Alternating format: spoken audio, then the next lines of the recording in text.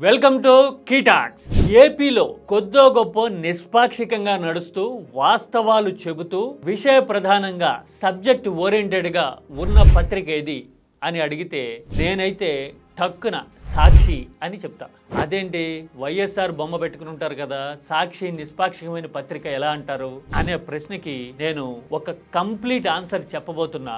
ఈ ఆన్సర్ తెలిస్తే గనక రాజకీయాల వారీగా విడిపోయిన వాళ్ళ సంగతి సరే, నిష్పాక్షికంగా ఆలోచించే వాళ్ళకి అసలు ఏపీలో ఏం జరుగుతోంది, మన ఆలోచనల్ని ట్యాంపర్ చేయడానికి ఎలాంటి అటెంప్ట్స్ జరుగుతున్నాయి అనేది క్లియర్ కట్ గా అర్థమవుతుంది. So please do watch this video.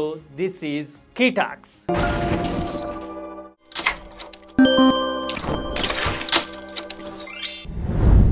పత్రికలు, మీడియా అంటే ఇప్పుడు కొందరి చేతిలో ఫిరంగుల్లాగా అయిపోయినాయి. ప్రత్యర్థుల మీద గుళ్ళ వర్షం కురిపించడం తప్ప వేరే పనేమీ లేదు మాకు అన్నట్టుగా ప్రవర్తిస్తూ ఉన్నాయి. టీవీ ఛానళ్ళు అలాగే ఉన్నాయి, పేపర్లు కూడా అలాగే ఉన్నాయి. అయితే ఉన్నంతలో న్యూట్రాలిటీ అనే మాట నేను ఎందుకు వాడాను అంటే, ఫ్రంట్ పేజీలు చూడండి, ఎదుటి వాళ్ళ గురించి పాజిటివ్గా రాయకపోయినా కనీసం వాళ్ళు చెప్పింది ఉన్నది ఉన్నట్టయినా రాసే సంస్కృతి ఇప్పటికీ ఏపీలో ఏదైనా పత్రిక కొనసాగిస్తోంది అంటే అది ఖచ్చితంగా సాక్షినే. ఎందుకంటే సాక్షి ఎంత జగన్మోహన్ రెడ్డి కోసం, వైఎస్ఆర్ సిపి కోసం పనిచేసినా, వైఎస్ఆర్ బొమ్మ పైన తగిలించుకున్నా కానీ చంద్రబాబు ఏం మాట్లాడారు, ఏం చెప్పారు అనే వార్తగా ఫ్రంట్ పేజీలో క్యారీ చేస్తుంది. అంటే ప్రతిపక్ష నాయకుడి సొంత పత్రికగా ఉన్నా కానీ ముఖ్యమంత్రికి ఇవ్వాల్సిన స్పేస్ని జుడిషియస్గా సాక్షి ఇస్తూ ఉంది. మరి టీడీపీ పత్రికలు ఏం చేస్తున్నాయి? జగన్ మాట్లాడినట్టు ట్విస్ట్ చేయకుండా, టిల్ట్ చేయకుండా రాయడం ఆ రెండు పత్రికలు ఎప్పుడైనా చూసామా? అలా రాయకపోగా ఈ మధ్యన నిన్న మిగిలిపోయిన చద్దన్నాన్ని ఇవాళ పులిహార చేసినట్టు ఆంధ్రజ్యోతి నిరంతరం నిన్న సాక్షి రాసిన రాత గురించి ఇవాళ బ్యానర్ పెట్టడాన్ని చూస్తే అదేంటి అంతలాగా ఫ్రంట్ పేజీ స్పేస్ ఇలా సాక్షి కోసం ఎందుకు కేటాయిస్తున్నారు వారిని? ఇదెక్కడ స్వామి భక్తి అని అనిపిస్తుంది. ఎందుకంటే అందులో రాసే రాతలో సబ్స్టెన్స్ ఉండదు, మన ఉక్రోషము, ఆవేశము, ఆక్రోశం మాత్రమే కనపడుతూ ఉంటాయి. రోత పత్రిక అని పెద్ద తాటికాయంత అక్షరాలతో పైన గ్యాప్ కింద గ్యాప్తో రాయడం మాత్రమే ఆంధ్రజ్యోతిలో కనపడుతూ ఉంటుంది. ఇలా రాయడానికి అసలు కారణం ఏంటి?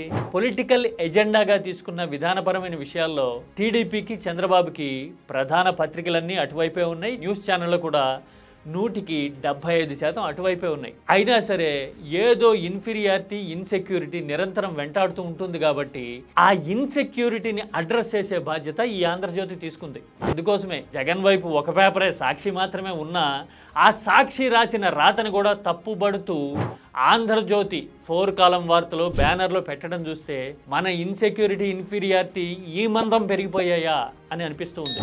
అలాంటప్పుడు వాళ్ళు వైఎస్ఆర్ బొమ్మ పెట్టుకున్నట్టు మనం ఆ ప్లేస్లో పెట్టుకుంటే వీళ్ళు ఇంతే అని అనుకుంటాం కదా.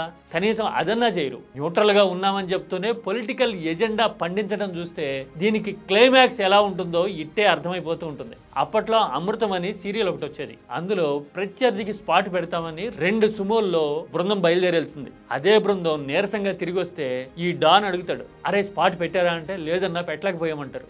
ఏమైంది అంటే, అన్న స్పాట్ పెట్టడానికి వెళ్తున్నాం కదా అని ఇక్కడి నుంచే అద్దాల్లోంచి చేతులు బయట పెట్టి కత్తులు తిప్పుకుంటా పోయినామన్నా, అక్కడికి పోయేసరికి ఆయాసం వచ్చి, నీరసం వచ్చి, ఓపిక లేక ఏమి చేయలేకపోయామంటారు. ఆంధ్రజ్యోతి ఆరాటం చూస్తే ఇలాగే అనిపిస్తూ ఉంది. ఎన్నికలు పూర్తయి 1.5 ఏళ్ల కూడా కాల, మరో 3.5 ఏళ్ల యుద్ధం మిగిలే ఉంది.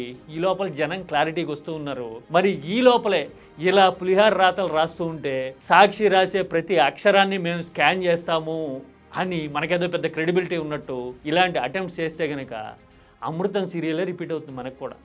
అవునా కదా?